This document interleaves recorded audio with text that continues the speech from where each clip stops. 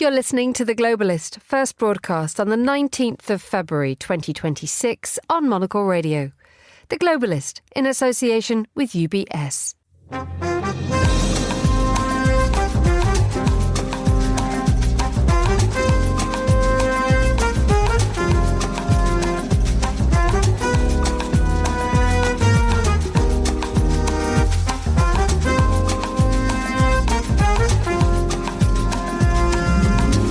Live from London, this is The Globalist with me, Emma Nelson. A very warm welcome to today's programme. Coming up, difficult but businesslike. Talks end between Ukraine and Russia. We'll assess the level of progress. Also ahead in the next 60 minutes. Presidente del Congreso de la República, el congresista Balcázar. After just 4 months, Peru ditches another president and appoints its 9th in 10 years. We'll also see how Greenland is being supported by its Nordic neighbours and... The way we wanted to shoot the movie really married well with natural light and to have a smaller footprint. An interview with the legendary Brazilian cinematographer Adolfo Veloso. Plus the paper review comes from the French Alps and we catch up with the Monocle team in Milan. That's all coming up on The Globalist, live from London.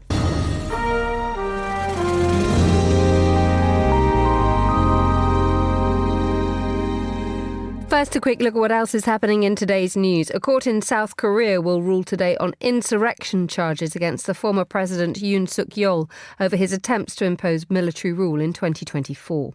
The Microsoft founder Bill Gates has pulled out of a keynote address to a major AI summit in India after growing scrutiny of his ties to Jeffrey Epstein. And an American military delegation is in Venezuela for the first time since the ousting of President Nicolas Maduro. Stay tuned to Monocle Radio throughout the day for more on these stories. But first, the second day of US brokered talks between Ukraine and Russia has ended after just 2 hours, with Ukraine's lead negotiator saying that some progress had been made. The delegation from Russia described the meetings in Geneva as difficult but businesslike. So what happens next? Well, I'm joined now by Paul Waldie, who's a Europe correspondent at the Globe and Mail. Good morning, Paul. Welcome back to Monocle Radio. Good morning. So these were short sessions of talks. The first day, 6 hours. The second day, just 2. Yeah, and not a lot of progress in either session by the sounds of it. And I'm not sure when the next round of discussions is about to take place. There just doesn't seem to be a lot of give here. I mean, a lot of the bigger issues boil down to territory. Ukraine doesn't want to give up territory Russia hasn't captured. Russia's been adamant, or Putin has been adamant, that he wants that territory. There are sort of proposals about setting some kind of demilitarization zones. But, none of these proposals seem to be getting anywhere. And it just looks like both sides are kind of entrenched in their positions and these negotiations aren't really making any progress. Indeed. I mean, the two key sticking points that President Zelensky mentioned afterwards, and we have to be clear, there was not much information coming out of either side about what was said. But he said there were 2 points. There's the eastern Donbass region, which the Ukrainians do not wish to give up to the Russians, and also the status of the Zaporizhzhia nuclear power plant, which is being controlled by the Russians at the moment. Yeah, exactly. I mean, I think in the Donbass, this is what Putin's whole objective has been about, is capturing the entire Donbass region, which is 2 provinces, Luhansk and Donetsk. They hold a lot of it already. They've taken a lot of it through the military action since the full-scale war in 2022, but they don't control all of it. And Putin just wants the Ukrainians to give up the rest of it, which, of course, is a non-starter for many Ukrainians. The Zaporizhzhia plant, I think Zelensky's position has been that it should be controlled by the U.S. and Ukraine. Right now, obviously, it's under Russian hands, and I don't think Putin wants that either. So, both of these positions seem to be pretty major stumbling blocks, and it's hard to see a way around them. In the middle of this is the Americans who are brokering these talks, albeit in Switzerland. But the fact remains is that we have a conflict on the borders of Europe, which the United States still wishes to take part in trying to bring an end to. I mean, how important is America's role in this? Well, it's hugely important because obviously America has been a big funder of the Ukraine military for a long time. And obviously the U.S. has some pretty substantial sanctions on Russia. So I think both countries take the U.S. seriously. There is a real question, though, about just how effective this negotiation is, because right now you have these two U.S. envoys, Steve Witkoff and Jared Kushner, who are not diplomats, really have no diplomatic experience, handling both these negotiations and negotiations with Iran at the same time in the same city. And there's real doubts about how effective that can be in either, given the complexities both of those issues have. It's hard to imagine how two people, even with enormous amounts of experience, could handle both at the same time, let alone two relative novices. So there's a lot of issues surrounding whether just how seriously Trump is taking these negotiations and just how effectively the U.S. can be in both cases. Indeed. I mean, when we focus on the Ukraine and Russian problem, how much of a sense is there that the United States and indeed Donald Trump personally still wants to bring this about, to bring the war to an end in a way that does not simply allow Russia to win? Well, that's the thing. I mean, I think, Trump obviously is desperate to see this war end. He's talked about that repeatedly. He's put an awful lot of pressure on the Ukrainian side. And I think you saw Zelensky lash out at that a little bit this week, saying it's unfair, all of the criticism Trump mounts on him and Ukraine to make concessions, while not saying the same thing about the Russian side. So I think there's a real question that Trump just wants get a deal at any cost and doesn't really care about the final outcome. And obviously that puts Ukraine in a really difficult position. And one thing that has not happened yet are direct talks with Vladimir Putin. Is there any sign that this is changing? I don't think so. I mean, Putin has been adamant that he doesn't view Zelensky as legitimate. And I think Zelensky would have a very hard time being in the same room as Putin. So I think for now and for the foreseeable future, you're going to have these kind of indirect talks. You do have both sides meeting face to face, which I guess is progress from, a year or so ago. But it's really hard to see the leaders taking any kind of active role in this. Let's also talk a little bit about the fact that the only public thing that Russia said this week was actually to do with the death of Alexei Navalny, the Kremlin critic, that Russia accused the European countries that accused Moscow of poisoning Navalny with this frog toxin, were basically trying to sort of divert problems away from a deeper European problem. It's that strategy, isn't it, that Moscow destabilizes narratives and destabilizes regions simply by planting a seed of doubt. How much actually is Europe now pulling together, given the last few weeks and months where the spotlight has been on Europe, to try to bring about an end to the war in Ukraine, and yet there is still this feeling that it's not quite there yet. It can't step up. Yeah, I mean, I think Europe often feels excluded from this whole process. Trump, by design, has pretty much excluded the Europeans. They have been involved heavily, including some other countries like Canada, in this coalition of the willing to step forward and provide security guarantees once there is a peace agreement. And Trump has backed that, and the U.S. would play a role in that. But that's about it as far as Europe goes. You don't see any European officials really taking a leading role in these negotiations in Geneva. And I think there's frustration in some European capitals that Europe isn't present, isn't playing a role, given that this war is taking place in Europe, and that Europe and the EU are providing an awful lot of funding to Ukraine as well. So, yeah, I think that's a problem. On the frog poison thing, it's no surprise. Russia always does this, takes its stand, and denying these things. And as you said, throwing in the seed of doubt. We saw that with the Novichok poisonings here in London. So, yeah, this is kind of playing out as usual. What can Europe do about this to get its voice heard a little bit more widely, given the fact that Russia assumes that Europe is quite rightly siding with the Ukrainians, to have the United States broker the talks, albeit in quite a hurried and rushed way, is something that retains what kind of credibility for the negotiations? Well, I mean, I think the whole issue on the security guarantees has been a strong suit for Europe, and Trump is not starting to take that more seriously. I also think the Europeans have played a role sort of behind the scenes in pushing and helping push the Ukrainian position to try and get the Americans off this Russian narrative. You saw that when that 28-point plan was first proposed last year, where it was very one-sided towards the Russians. The Europeans joined together to push back on that, and that plan has now been kind of watered down a little bit. So I do think Europe has a role to play, and sort of leaders like Merz and Macron and others do have a role to play, and Starmer as well. But it's going to have to be behind the scenes for now. OK, let's move on. You were talking a moment ago about the fact that there were parallel talks going on between the United States and Iran, and that Iran has agreed in principle during these talks to a guiding principle for a deal to avoid conflict. That sounds like the right positive tone when it comes to talks. But just looking at the New York Times in the last couple of hours, it says US military moves into place for possible strikes in Iran. President Trump has given no indication, I'm quoting here, that he's made a decision about how to proceed as diplomatic talks continue. Where are we with Iran? Well, that's a good question. I mean, it did sound like after Tuesday's meetings that progress had been made. The Iranians wanted a bit more time to come up with a proposal. Even the Americans said progress had been made. But now all we're hearing about is that the Americans could begin military strikes as early as Saturday. So it's really hard to say where this is headed. Clearly, the U.S. has built up an enormous armada. A second aircraft carrier is en route to the region. The Israelis apparently are preparing as well. So, it's very difficult to see where the diplomatic side of this thing is going unless Trump gets fed up and says the Iranians aren't serious.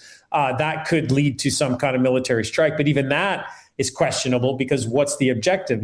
Trump has mused about regime change, but that's pretty difficult unless you start sending in troops. So it's not even clear what the military objective would be at this point. Paul Waldy, Europe correspondent at the Globe and Mail, thank you so much for joining us on The Line. You're listening to The Globalist.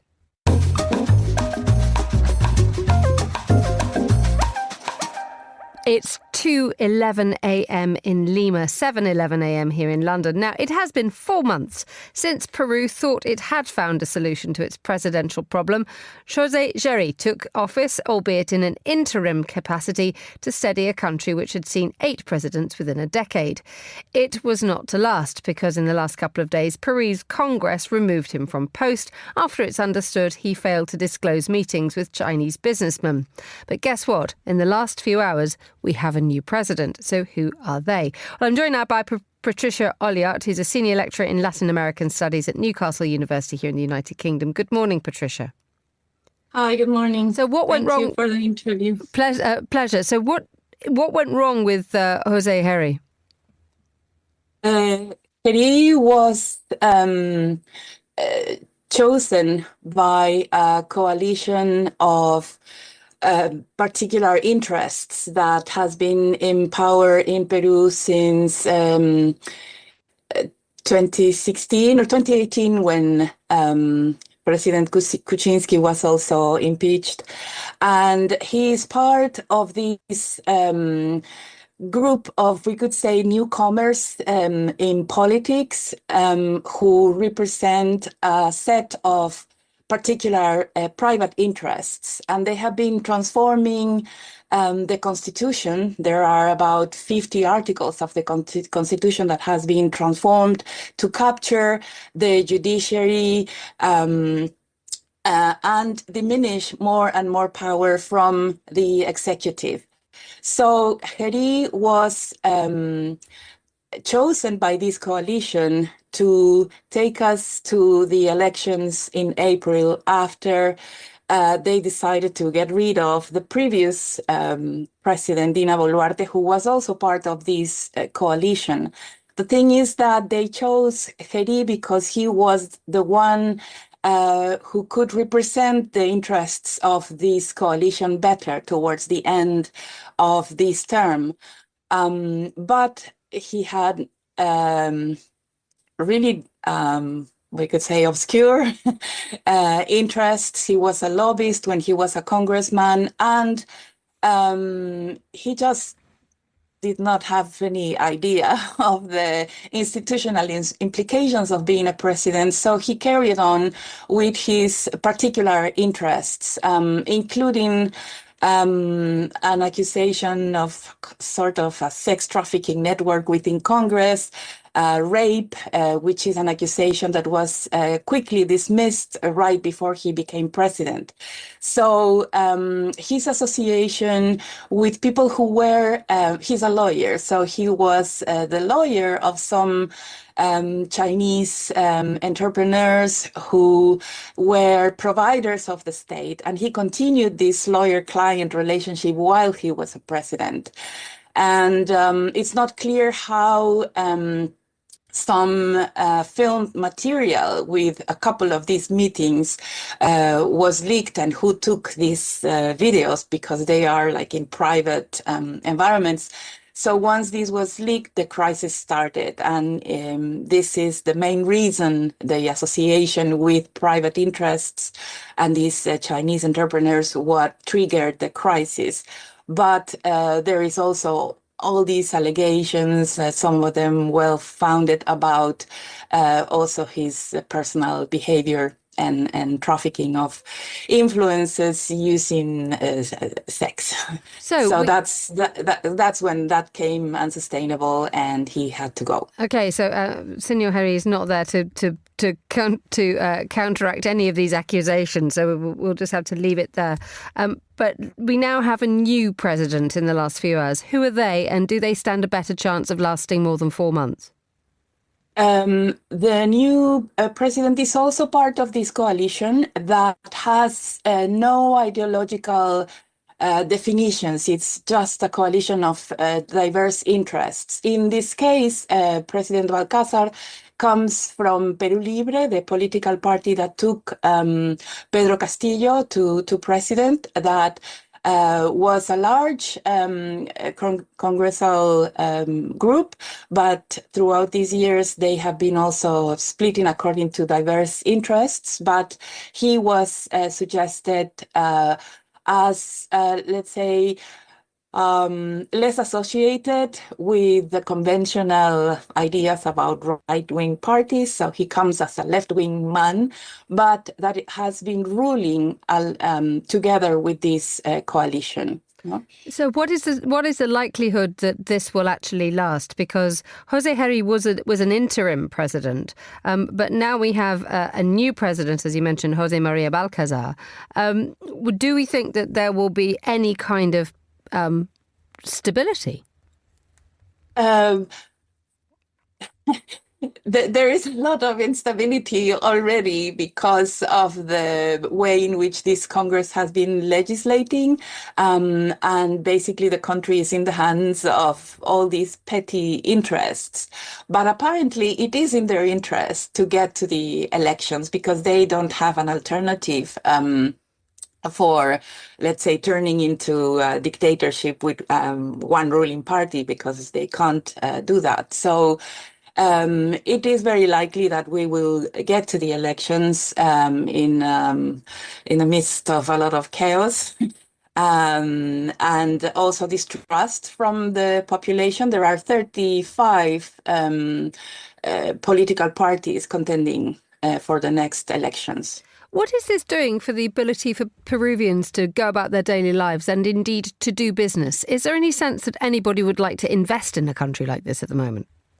That is one of the problems that the country is facing, particularly the issue of violence and crime that was, for example, the task that Heri said he was going to take on. But similar to what is happening in many countries in Latin America, we are facing now a very strong presence of transnational crime organizations where extortion is very common, killings and that kind of thing. So it's not only political instability, it's also the issue of crime present in society, and with very weak resources to contain that. So most political parties are claiming that they are going to solve this problem.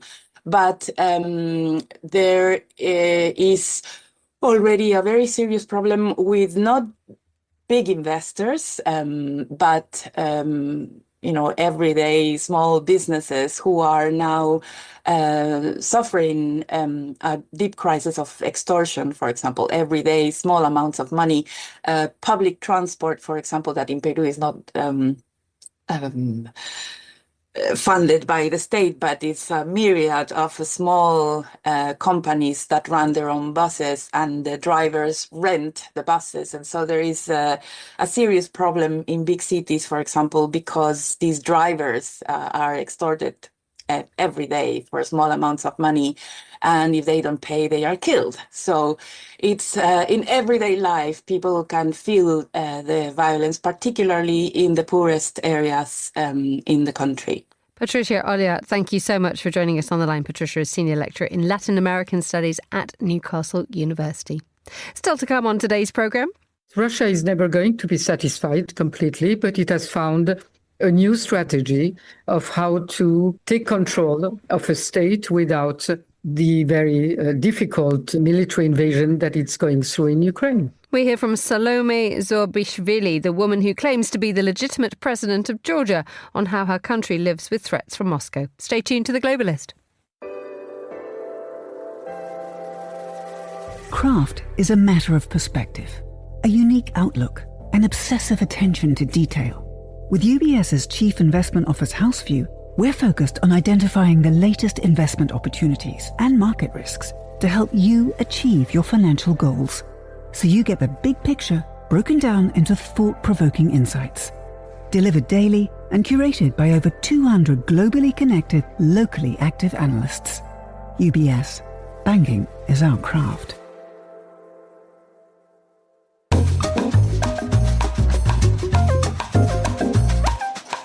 Let's have a look at today's newspapers. Joining me is Alexandre Kouchner, who's a political analyst and former editor-in-chief of L'ADN Le Shift, who joins me now from Avoriaz in the French Alps. Good morning, Alex. Good morning. Where is Avoriaz? I've never had to introduce it on the radio, so I'm assuming you're having a nice time skiing. Is that correct?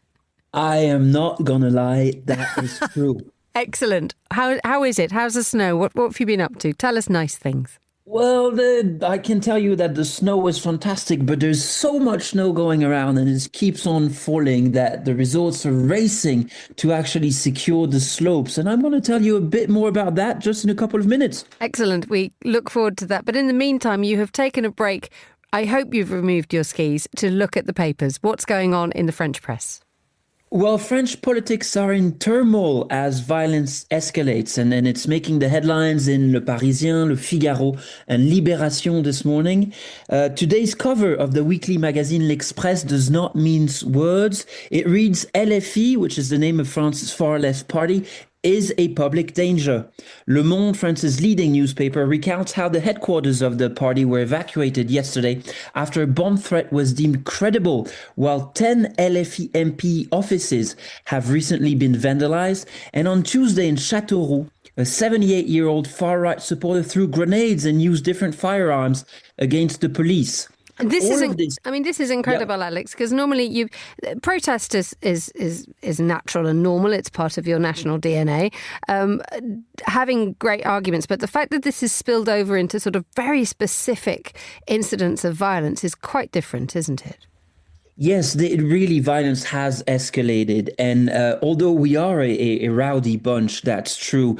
Political violence at this scale is normally very much muted nowadays. There's only been 53 politically related murders since 1986. And this seems to have changed because all of this comes after the murder of Quentin Deranque on February the 14th.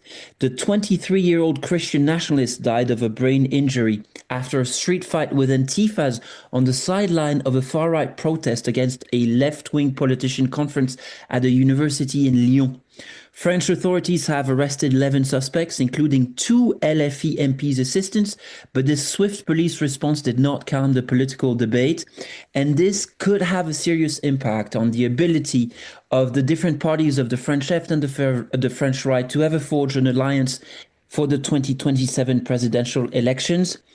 But meanwhile, the family is in mourning and tensions are escalating. And one could suggest that, before trying to use this tragedy for any political gain, all political parties should realize that using culture wars as their main argument is highly irresponsible. Because with the mayor elections in a month and the presidential one next year, French politics will only get more tense, and one death is one too many. Indeed. Right, let's move on to the continuing upheaval about what's going to happen to Christine Lagarde. In the last 24 hours, there was a rumour running around that she was going to step down early as the chief of the European Central Bank in order to help Emmanuel Macron make a decision about her successor before he had to leave office. Now, the headlines now on the FT are saying that Christine Lagarde's move is not a foregone conclusion, but it's suggested that were she to move, and when she moves, she goes to the World Economic Forum. That could be possible. It's true that yesterday the Financial Times said that Christine Lagarde could leave her job ahead, before the end of her term in October 27. As you rightfully mentioned, the institution immediately said, and I quote, that she's fully focused on her mission and has not taken any decision regarding the end of her term, which is not that strong a rebuttal, to be honest. And what's being said is that a hasty exit could allow outgoing French President Emmanuel Macron to plan the succession ahead of France's presidential elections in April next year. And Emmanuel Macron has sort of already done so. The problem was thrown into focus earlier this month when Banque de France governor François Villeroy de Galhau said he would step down a year early from his position, a move widely interpreted as being prompted by Macron's desire to future-proof important economic positions against a possible far-right president and government. That sounds lovely. It does, doesn't it? Right, tell us some more news about what's happening where you are. We're all going to be wearing, well, we were wearing the glasses, aren't we, that film everybody and make us able to identify our neighbour's dogs simply by looking through them. These are the Meta glasses that we get. But apparently the New York Times is reporting that we're going to be able to work out everything about everybody simply by walking down the street. Yes, the New York Times is revealing this week that the Meta company plans to add facial recognition technology to its smart glasses. The feature, internally called Name Tag, would let wearers of smart glasses identify people and get information about them via Meta's artificial intelligence assistant. In an internal memo last year, says the New York Times, Meta said the political tumult in the United States would distract critics from the feature's release. And I quote the Meta papers, "We will launch during a dynamic political environment where many civil rights groups society that would expect to attack us would have their resources focused on other concerns." That sounds like a great strategy. That's actually quite a big deal because Meta sold more than 7 million smart glasses just last year. And as the New York Times reminds us, facial recognition technology has long raised civil liberty and privacy concerns for its potential use by governments to monitor citizens, by corporations to track unwitting customers, or just by creeps at bars, really. For the moment, as we speak, Emma, Meta's smart glasses are already on the market, but they require a wearer to activate them to take a photo or a video. But the company is also working on glasses internally called super sensing that would continually run cameras and sensors to keep a record of someone's day. The idea, for example, is to remind the wearer of tasks when they see a colleague. As early as 2019, Facebook paid $5 billion to the Federal Trade Commission to settle a lawsuit that accused it of violating user privacy, including with its facial recognition software. So, hey, what could go wrong? Nothing. Finally, tell me about the snow. Oh, the snow is abundant. A long streak of bad weather and consecutive storms have led to massive floodings in France and great snow in the Alps. There's only been 3 months in February that have seen more snow since 2004. Some have called it Kamchatka 2.0. In some remote valleys, villages were cut from the world by literal snow walls. And France Bleu Radio reports that the roads to Saint-Jean-de-Belleville and Vallorcine are still cut as we speak. This is good news for all ski enthusiasts, but resorts are racing to secure the slopes after such heavy falls. Le Dauphiné Libéré newspapers tells us that in Isère, Savoie and Haute-Savoie, the risk level is level 5, the highest it can get. Just this Tuesday, 2 people died in an avalanche in La Grave, and 28 people have already died in the French Alps this winter. That's probably a reminder that watching the Olympics and wearing fancy gear does not make us mountaineers. No, it does not. But I do want to know, have you actually been put off by all these threats of avalanches and tempests? I have been extremely careful, Emma. I follow the protocols and I follow the guidelines, but I'm still on my skis every morning. Ever the well-behaved Alexandre Kouchnel in the French Alps. Thank you so much and happy skiing. You're listening to The Globalist.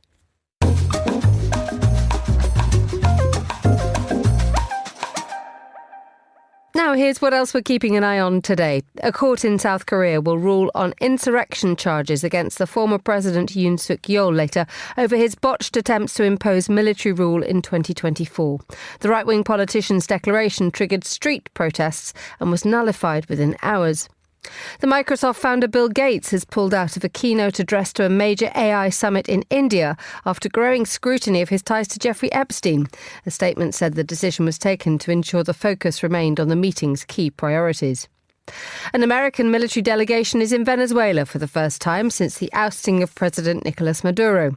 The chief of the US Southern Command held talks with the interim president, Delcy Rodriguez. And an Australian presenter has apologised after she appeared tipsy in a live broadcast from the Winter Olympics. Danica Mason admitted she had had a drink before her sports update. This is The Globalist. Stay tuned.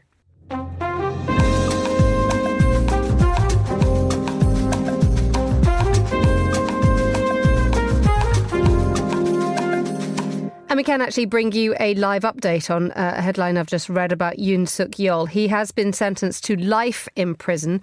The former president, I'm just quoting off the New York Times right now, says he was impeached after he briefly imposed martial law in 2024, had faced a potential death sentence in the country's biggest criminal trial in decades. He now has been handed a lifetime term in prison. The time here in London is 7:31 a.m. Now, Tbilisi's ruling party, Georgia Dream, has presented legislation that would criminalise what it says is the establishment of a perception that Georgia's governmental bodies are illegitimate. The move comes amid the country's backslide away from democracy and crackdown on political opposition. While Salomé Zourabichvili is the woman who claims to be the legitimate president of Georgia, and she's long rejected the results of the country's 2024 elections, which installed Mikhail Kavelashvili amid widespread reports of election tampering. Well, Monocle's Anita Riotta caught up with Salomé Zourabichvili to talk about what this latest legislation means for democracy in Georgia. The state of democracy in Georgia is a terminology that we can hardly use by today because we have been living in the recent months and years with an accumulation of repressive laws that are targeting different sectors, different individuals. We've seen arrests of completely peaceful protesters, activists, journalists, and it's continuing. And this law, as well as another law that is larger and constitutes a law on the grants that is enlarging the original Russian law, could punish almost everyone with criminal persecution, including business that supports in any form someone or group that has some political activities or even political opinions.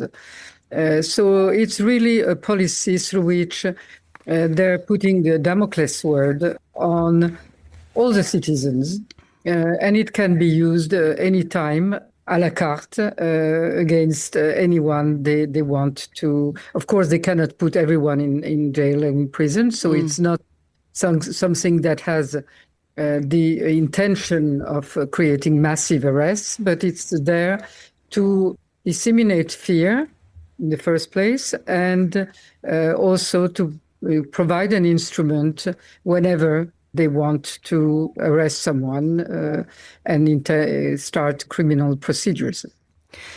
I know you're joining us from Brussels. What do you need to see in the next 6 to 12 months from European allies to help get Georgia back on the path of democracy?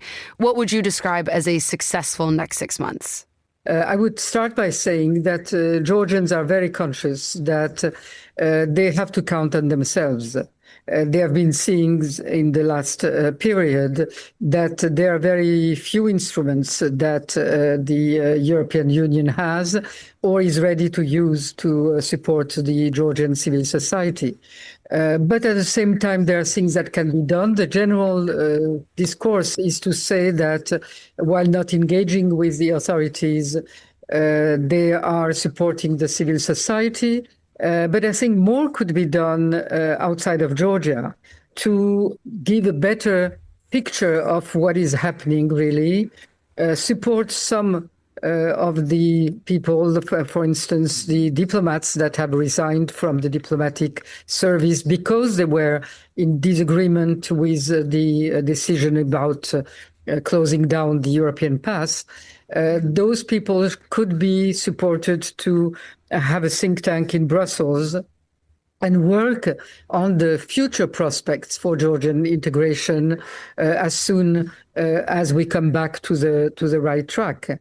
In the same manner, there could be different forms of supporting outside of Georgia. Some of the groups that really need support, like journalists, investigative journalists, some activists, young students that pretty soon will be without any recourse. That is what is the main difference between Georgia, Belarus, and Russia.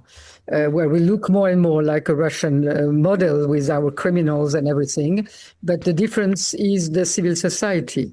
That's what has to be supported. So then what do you make of reports that Russia is urging Tbilisi to re-establish diplomatic ties? Kavilashvili also has claimed that U.S. Vice President J.D. Vance has expressed a desire for a reset in Georgia-U.S. relations. Do you see these things as possible or likely now? And where would that leave Georgia?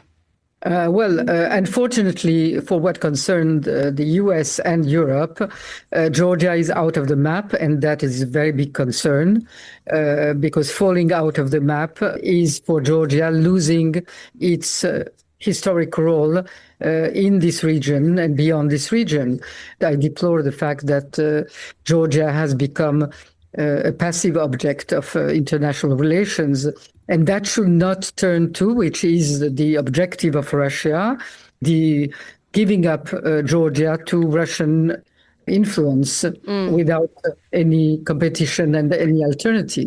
And Russia is behaving in its usual manner. It controls practically not only the government through which manners we do not know, but they control the type of laws that we receive that clearly are copies of laws made in Russia. They want more circumvention of sanctions. They're using now Georgian ports for the Russian oil, which has been finally identified by the European Union.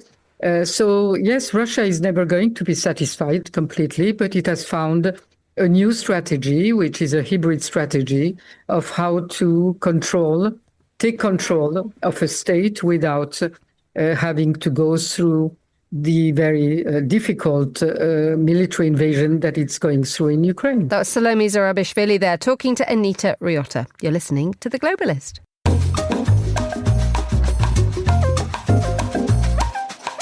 5:37 a.m. in Nuuk now. Much of the world leaned in to offer its support to Greenland last month when Donald Trump placed the autonomous territory's acquisition for the United States on his to-do list. Well, while the threat of an imminent takeover may have faded for now, Greenland's neighbours are pulling themselves together just in case President Trump comes back for another go. Well, I'm joined now by Petri Burtsoff, Monocle's Helsinki correspondent. Good morning, Petri. How are you? Good morning, Emma. I'm fine. And looking out the window, it's about -20 and snowing, so I might as well be in Greenland, although I am in Helsinki. OK, so let's stay where we are and talk about what's been happening. There was a meeting in Denmark yesterday to update what's called the Helsinki Treaty. Talk us through it, please. Yes, so the Helsinki Treaty of 1962 established what is now known as the Nordic Council and the Nordic Council of Ministers, the former being a parliamentary body, interparliamentary body, and the Council of Ministers being an intergovernmental body. And this is really sort of the forum through which the Nordic countries carry out their cooperation, obviously in addition to the European Union. And now what is happening is obviously the autonomous territories of Greenland, the Faroe Islands and Åland, because they're parts of Denmark and Finland, they have been members of the Nordic Council. But the plan is now to make them sort of fully fledged independent members, equal parties to this Helsinki Treaty with an amendment, basically giving them rights to sit at at, for example, security and defense related matters, which they have not been able to do before, and which famously in 2024 led to Greenland, the Greenland's government to boycott the whole Nordic Council format. Just explain a little bit about how much this pulling together will actually protect Greenland from Donald Trump. Right. So, I mean, we have to be honest. This is mostly a political signal. Obviously, there are no defense and security aspects or guarantees with the Nordic Council. But I mean, this will just sort of further anchor Greenland really with the Nordic community, which is a clear signal to Trump, and just sort of go. It also goes to show that for the Nordic states, and to be honest with you, Emma, I don't know why it has taken them so long, but it really shows that they see Greenland and also let's bear in mind Faroe Islands and Åland as sort of more than just should I say peripheral dependencies, but really sort of parts of the shared Nordic regional identity and community. What does Nuuk make of all this? Because it's not very long ago that Nuuk's been trying and Greenland has been trying to sort of get equal status in the Nordic Forum, which is what we've been talking about in the last couple of minutes. But it's been kept out of meetings which have been so focusing on security, etc., such as the war in Ukraine. The fact now that it now is welcome because it is under threat, how does that go down? Well, if you ask their sort of foreign minister, Vivian Motzfeldt, she has said that the whole process surrounding the Helsinki Treaty will be decisive in, I'm quoting here, will be decisive in determining whether Greenland can be recognized as an equal partner in Nordic cooperation. So this is something they really, really want. And as I said before, they have boycotted the Nordic Council before. So I should imagine that they are very, very happy about it. And also sort of the political signal that it sends across the Atlantic, showing that they are firmly anchored within the Nordic community. Because let's remember, Denmark, Greenland has for years, if not decades now, been wanting independence and more autonomy from Denmark. But now with all the threats coming from the US and President Donald Trump, they've actually, they've become a lot closer to Denmark and then by extension also the Nordic community. Petri Burtsov, Monocle's Helsinki correspondent in -20. Thank you so much for joining me on the line.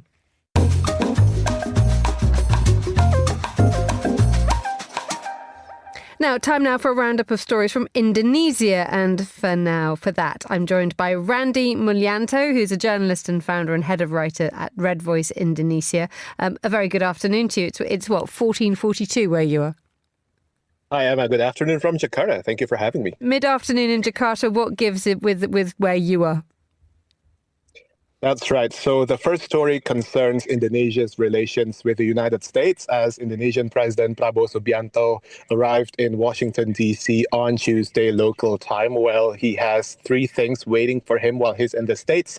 So the first one concerns his business meeting with American companies. He met with those representatives, those business leaders in Washington at a business summit. He also saw the signing of 11 MOUs between Indonesian and American businesses on Wednesday with a total value of $38.4 billion US. Some of those MOUs covered critical minerals, agriculture, cotton, and a semiconductor. So that's one. The second part of his agenda is he's expected to sign a finalized trade deal with U.S. President Donald Trump in Washington. The negotiations have concluded and now things are set to be implemented. And the third one is he is set to attend the first ever Board of Peace meeting. Indonesia joined the board in January as the board seeks to take part in the Gaza conflict resolution, Emma. Okay, let's talk about the first thing that you were mentioning, the import-export. So Indonesian exporters want to do what? Get a better sense or better grip on the American market when it comes to sending footwear, textile, garments, electronics. And the Americans will send back what? That's right. So a whole lot of things, basically. I mean, we have to remember that the United States has a huge business interest in Indonesia. So obviously with this trade deal, these American companies are expected to, have a stronger market presence in Indonesia. We have to remember that Indonesia also imports soybeans from the US, but also a wide range of things. But I mean, as these, signing is said to be done sometime this week, sometime on Thursday local time.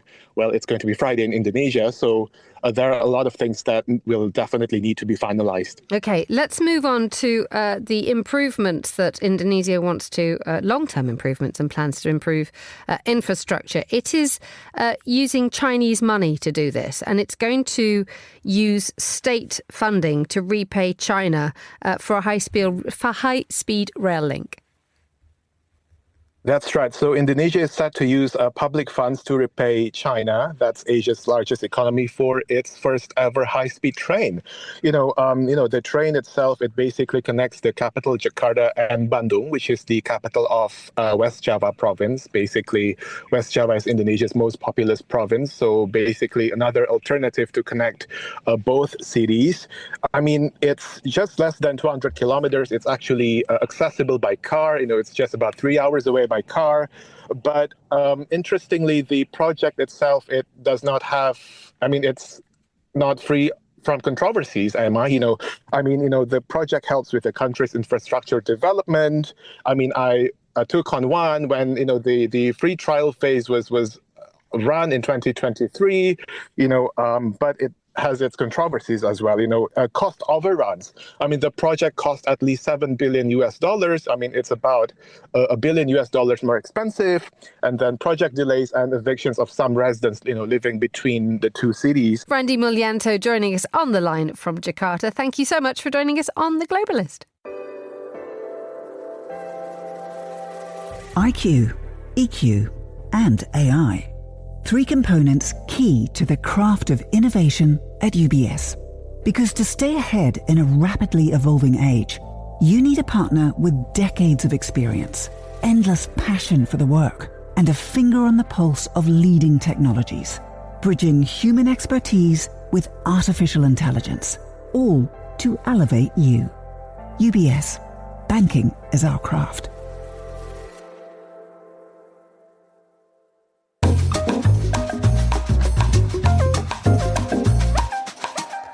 Now let's talk about Train Dreams. It's the beautiful contemplative film directed by Clint Bentley. It's nominated for 4 Oscars and for Best Cinematography at the BAFTAs. On Monocle Radio, senior correspondent Fernanda Augusto Pacheco heard from the Brazilian cinematographer Adolfo Veloso about his work on the film and how he shot almost everything using almost entirely natural light.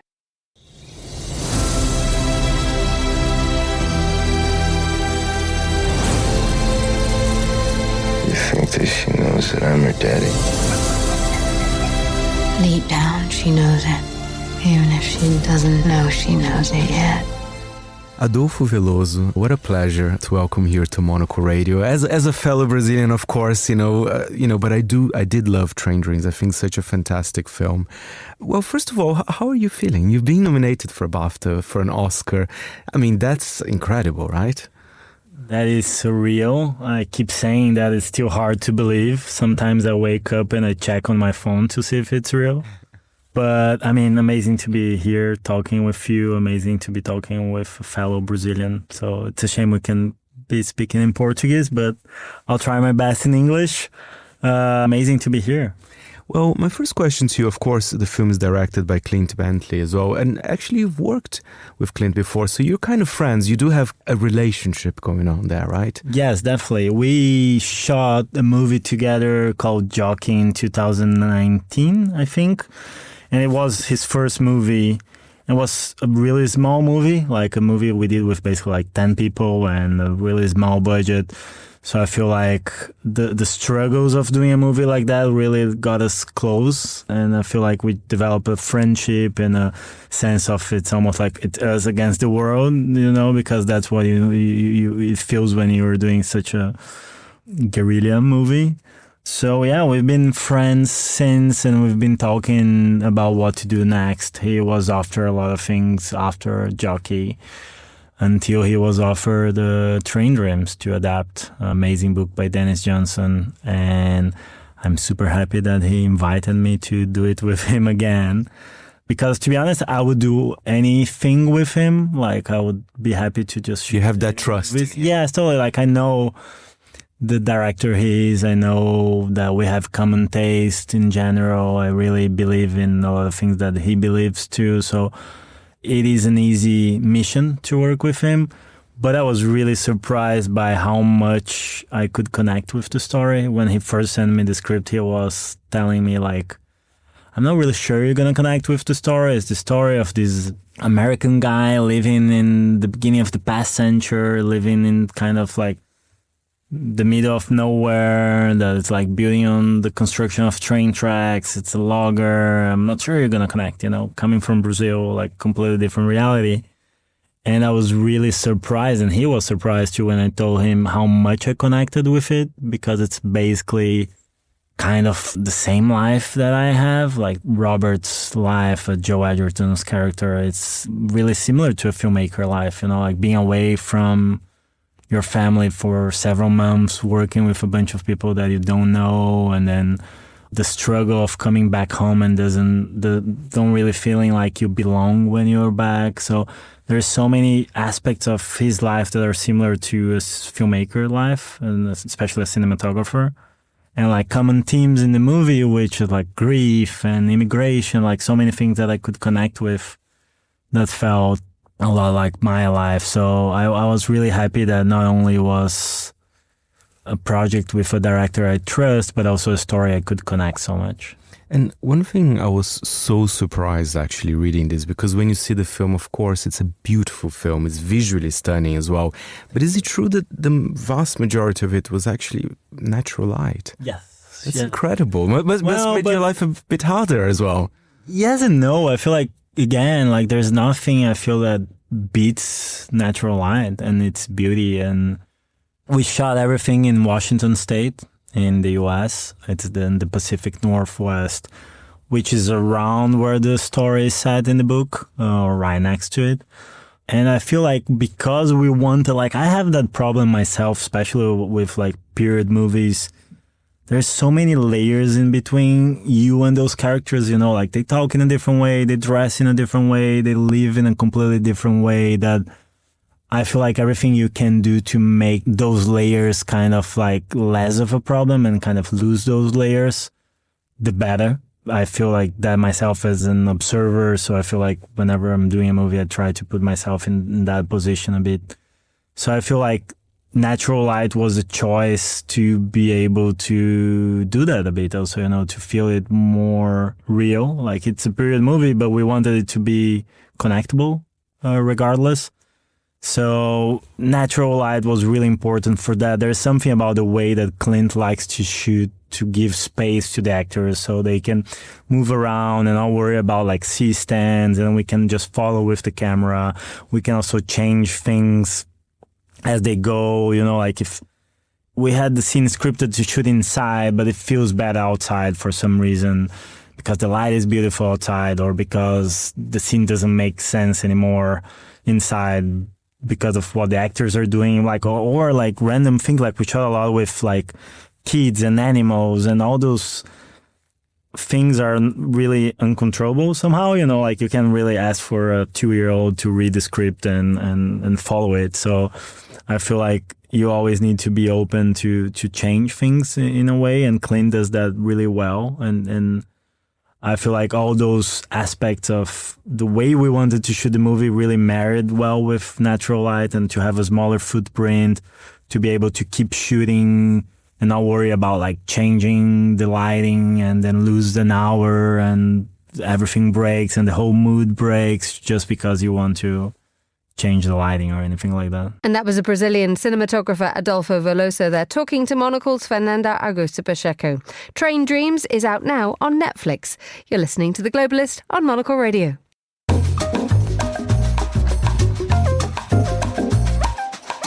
finally on today's show, we're heading to Milan, where our team is covering the Winter Olympic Games from the Allianz Winter Sky Lounge on the 47th floor. I have both the contributing editor Andrew Muller and our deputy head of radio Tom Webb standing by. What a treat, gentlemen, to have you both. How are we? We're both quite damp, Emma, at the risk of making everybody not feel jealous anymore that we're in Milan and they're not. The weather this morning is absolutely putrid. We are 47 floors up and can barely see a thing. Excellent. Are you sort of suspended in the air? That's kind of what it feels like, hovering here above a cloud. But Tom Webb, you told us about the fake. It was Andrew, wasn't it? You told me last week about the fake fire. So are you feeling cozied up by the fact that you have something on a screen that pretends to tell you that you're warm? We're surrounded by these €1 million panes of glass that go the whole way down, and it does feel like we are driving through an absolute hurricane. Brilliant. I'm sure you're enjoying all of it. So how does that set you up for the programme that's happening in an hour? What have you been up to? Well, last night we went to some non-Olympic sport, which is to say the three of us, me, Tom and Steph Chungu, the engineer, all trooped off to the San Siro Stadium to see AC Milan at home to Como. We did not have the expensive seats. We were actually, I think, nearly as far up as we are right now. But yeah, an interesting evening, although there is a lot of sentimentality about the San Siro at large in Milan at the moment, because it is shortly to be demolished. I have to say that for myself on my first visit, I don't know about you, Tom, that sentimentality did not survive contact with the reality. There's a lot of excitement around the stadium since it hosted the opening ceremony, and it is a staggering piece of architecture, and it's phenomenal how it works. You've got these 4 towers, and they act like gigantic plug holes. It just drains the 80,000 fan goers just completely out in a heartbeat. And I have to say, if they build another one, if they could keep that efficiency on getting people out, I would love to see it. Like a big footballing bath. It's the getting people in that I discovered was the difficulty, Tom. Yes, you do have to go up the plug hole as well, which is 20 stories, absolutely exhausting. What, stairs? Well, the stairs are an option, but no, they have the architecture will be familiar to regular viewers of World Cups. They have these enormous swirling walkways on the corners of the stadium, which you do have to traipse all the way up if you are sitting in the €19 seats, as indeed we were. Cheapos. Right, what's in the programme today? In the programme today, we have the usual bunch of fascinating Milanese people. This is obviously going off at 10 a.m. Milan time, which will be 9 a.m. In London. Because Milan is obviously a great sporting city all year round, even when it's not hosting an Olympics. But it's also many, many other things. It is first and foremost a great design city. Milan Design Week is, of course, only a couple of months away. So we have architects, we have designers, we have chefs, because that's something else Milan does extremely well. And it is, as it has been all week, a packed programme. Literally, what have you actually been eating? This is a bit I'm really interested in. Have you eaten well since you've been in Milan? We have eaten well because it's pretty hard not to. I mean, it is one of the joys of Italy, which does have the knack of making you somewhat furious with London, that pretty much any place you walk into at random will serve you the best thing you've ever eaten in your life, and it usually won't actually cost all that much. Tom, how about you? Include, the Milanese risotto, which looks like a gigantic egg, very, very yellow, not very well presented, but tastes absolutely delicious, and it goes back hundreds of years here. Indeed, it's all good there, and it will be all good from 10 a.m. Milan time in an hour. That was Tom Webb and Andrew Muller standing by to bring you Monocle from Milan from a very cloudy 47th floor of Allianz Tower. And that's all the time we have for today's programme. The warmest of thanks to all my guests and to the producers Angelica Jobson, Carlotta Rebella and Ryuma Takahashi. Our researcher was Annalise Maynard and our studio manager was Elliot Greenfield, with editing assistance by Lily Austin. After the headlines, more music on the way. The briefing's live at midday here in London. I'm back with the Globalist at the same time tomorrow. Join me for that if you can. But for now, from me, Emma Nelson, goodbye. Thank you very much for listening.